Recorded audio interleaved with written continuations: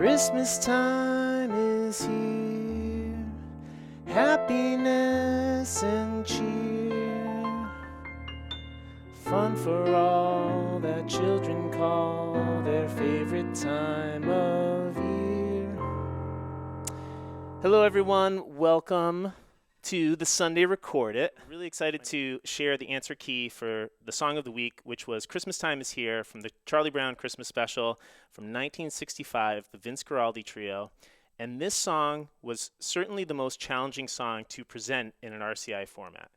So in class this week, we did a lot more through standard notation so we could understand these more complex chords and see them as these individual units that we're combining together. So even though we're dealing with a song that would fit much more into a jazz framework, this is more like jazzmatics than popmatics, we can still talk about it through a lot of the things that we learn in pop music. But the way that chords move in jazz music is a little bit different than the way they typically move in pop music. And so it's nice to talk about those differences, but more importantly, that there's similarities too.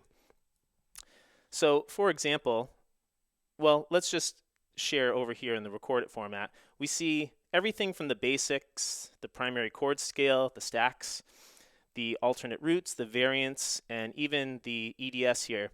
These are all things that are pretty typical that we could see within a pop framework. The flip tonality on the 6 here, not super common, but we did have that the other week in our Mariah Carey song. So we had that there. A lot of similar chords in these Christmas songs. This 4 minor over 5, also in the Mariah Carey song, All I Want for Christmas Is You. So these are we can almost categorize some of these as Christmas chords and be on the lookout for them. But I added a new category down here called Popmatics Plus, which I've never done before in an RCI format because we haven't been dealing with chords that are this complex. G flat 9, sharp 11. E flat 9, sharp 11, D flat 9, flat 13. And even this stuff here that is a little bit more common, like that we are familiar with, in this context, it's functioning differently than we're used to hearing it in pop music. So that the big takeaway from what we were doing this week is that we can explain a lot of these chords, or at least think through some of these chords by seeing them as smaller components that are put together and then explain them up to talk about what the chord structure is, rather than giving them this big chord name that seems often a little scary and then trying to build it structurally. And there's just so much theory in there that sometimes there's a lot you need to fill in before you can just start throwing around these chord names. So again, this is so much more advanced than some of the things that we've been talking about in our Sunday reCHORDit, our picks for the week. So just to share a few of these, just for some examples, this is the big takeaway. We take a chord like an F major 7. Now this is pretty standard in pop music. Typically our 1 chord is it's not going to have a major 7 as a default. That's one of the differences between pop and jazz framework. In jazz, 1 chords pretty much always have the major 7th, but in pop they don't. That's kind of a special quality. But here we can explain that as a 3 over 1. So that's like our A minor over F. Now this chord, a little bit more complicated that I played there in the intro. But you could look at this as like a D flat augmented triad in the right hand over an E flat structure in the bass. And there's ways to even simplify it beyond that. Here we had, this could be a D minor. That's like having our 6 over the middle key. So the B, that's not part of our landscape in the key of F, the key that we're working in.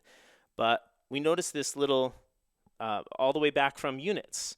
When we ride the wave, chromatic scale, just riding down every key, that's kind of what's going on here. We've got a B to a B flat, to an A flat, to a G. So it's just walking down.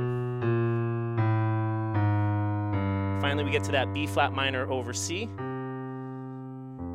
And that was one of the chords that we had in the Mariah Carey song. So just to share this, when we did that first Christmas Time is Here, we could see that as simply as just an A minor chord over our F. You could play it just like this. You could play a major third in F over the E flat. If you add the C sharp or D flat, then you get this more full chord, this E flat 9 sharp 11, which sounds really scary, but I mean, we don't even use augmented triads that often in pop music, but that's certainly a simpler way to think about building a chord like this. And in the song, you'll almost hear a triple stack. You'll almost hear this F structure over that.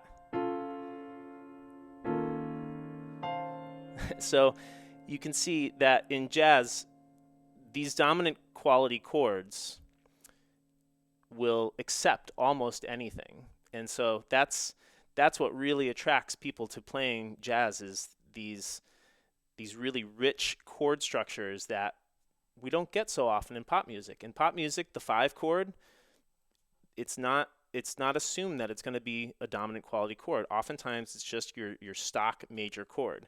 So you have something like that. It can be done as simply as that. So happiness and cheer.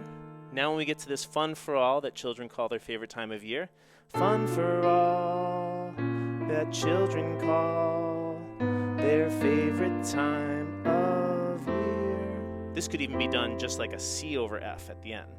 But one of the key things that we talked about this week is, with that fun for all, if we just look here,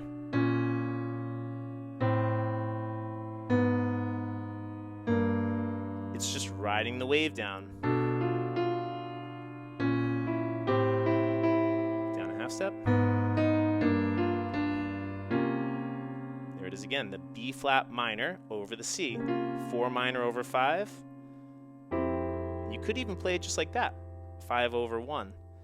And the full chord is here. You'd have the A in it, which you could see as A minor 7 over F. So we can, the nice thing about this is you can see a lot of the common notes between chords when you start building the structures out like this. And we talk about this a lot, especially with our minor 7 chords, like a G minor 7, how when we play this 2 minor 7 chord, it's got this 4 quality kind of embedded in that expanded chord. So this song here, again, it was a tough one to put in a format like this, where we're just talking about chords, because a lot of this is just looking at some of these different shapes. Even that D flat major 9, I wrote as an F minor 7 over D flat, and it's really just because that's the shape. I got my F minor with the 7 on the bottom, right? And then you have this G flat 9 sharp 11 chord again. There's another 9 sharp 11. So you could see this again as another one of those augmented triads over the third. So it's not something we're gonna, the purpose of this here isn't really to unpack the whole song and teach the whole song. The goal of the Sunday Record It is to have a template that we work through and try to figure out the chords. Now, I did not expect my students to be able to figure out a lot of this, because again, it's in a framework that we're not really used to discussing that much. But it was nice to be able to see these smaller pieces, put them together, and they can start to see how this would develop into the jazz language. And it's a really, I think, a great way to introduce students into jazz music, especially with the way that we stack chords, because students are already used to seeing the structure over the bass note. And so in jazz music, a lot of times the left hand will play these voicings, and you're already used to thinking about the structure without the root. So that's it for Christmas Time is Here. That's as far as I'm going to go into it here. I'll share this on the server, so if you'd like a copy of it, by all means you can get it. If you're in our program and you want to talk more about it throughout the next week, or really anytime, happy to discuss this. This is a great song. I'm glad we have it in the library, in the catalog. We can refer to it. The new song for this week, I will just share here as well, and that's going to be a little change in our format. We have a new song that we announce every Sunday, and usually we don't really announce it as part of the video giving the answer key, but I'm going to talk a little bit about it today just because we are doing a little bit of a newer format that's going to help people, especially those who are trying to get better at hearing chords. Now remember, it's not about just hearing all the chords. That's not what we're doing. If you've watched any of our other videos, sometimes we're just looking for instrumentation. If you're on our server and you're participating, we've got the public channel. Check the description below. You can join our server. And sometimes we're listening for instrumentation, all kinds of things that don't have to do anything. So it's not intimidating. Sometimes we're just listening for what instruments are present. But for those who are trying to get better at hearing harmony, this template will help you. Now, previously the reCHORDit template over here had this, I start with this template of all the most common chords that we would find in a key. But what I've done here is I actually already have my completed RCI. I've finished this one, did it today the same time, and I haven't done that in the past. So what you'll see here now is these are all the chords that will be in the song. Now, sometimes people still have a hard time hearing where chords will come in. So what do we have? I put in red all the lyrics in red where a chord will go, and those chords will be one of the chords that you see over here. And here in the beginning in the brackets, those little dashes are marking time, so those little brackets, chords will go in each one of those.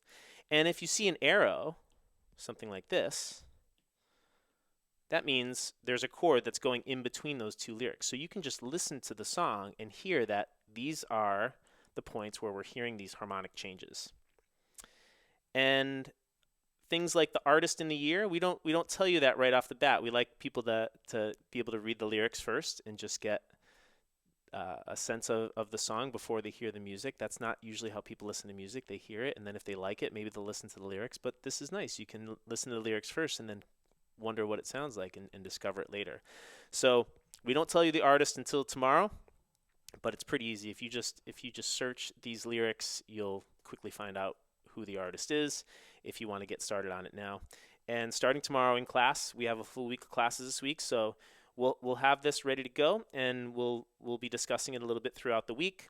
So if you're in our program, you can get a head start on this, but we'll also be just discussing it in class, so you're welcome to come and check it out there. But even if you're not in our program, you're welcome to come and hang out in the public channel, and we discuss it throughout the week a little bit there as well.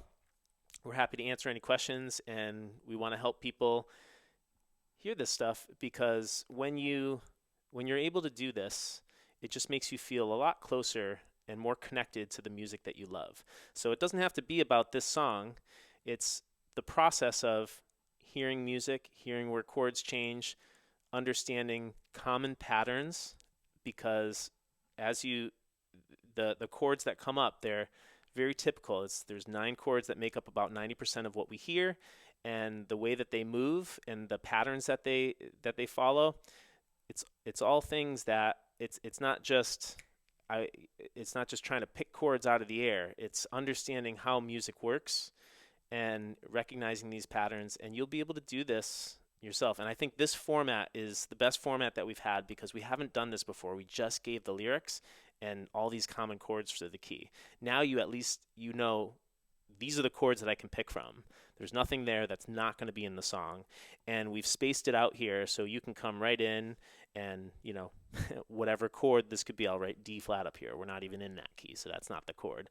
But that's the idea. You can go ahead and write that in and get started. And when we come back next week, you'll have the answer key for this one, and we'll have a new song selected to a new song puzzle for the week. So that's it for today. Thank you so much for watching. Have a great day, and we will talk to you soon.